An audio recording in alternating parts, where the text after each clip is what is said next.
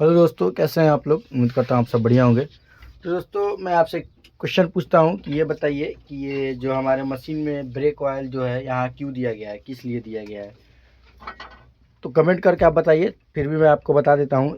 ये मतलब टाटा मशीन, जो मैंने टाटा के इंजीनियरों से बात किया था तो उन्होंने ये बताया था कि इसको इसलिए दिया गया है। कई बार ऑपरेटर या किसी को जानकारी नहीं होता है कि ब्रेक ऑयल का जो डिब्बा है वो कहाँ दिया गया है। तो इस वजह से ब्रेक ऑयल कम हो जाता है और ऑपरेटर लोग को पता नहीं चलता है, जिसकी वजह से ब्रेक पैड जल्दी खींचते हैं, ब्रेक से आवाज़ आता है। तो इसके लिए टाटा ने ये बहुत ही अच्छा काम किया है कि इसको यहीं पे दे दिया है, ताकि सामने दिखता रहे कि इसका लेवल कितना है, इसको चेंज करना है, ख़राब हो गया है क्या है, ये सब चीज़ आपको मालूम रहे। इसके लिए इसको ब्रेक ऑयल को यहीं दिया गया है, तो ये बहुत ही अच्छा काम है। तो आप कमेंट करके बताइए आपको क्या लगता है, ये दिया गया अच्छी है या ख़राब है। आप कमेंट करके ज़रूर बताइए। चलिए मिलते हैं आपसे अगली वीडियो में, तब तक के लिए जय हिंद।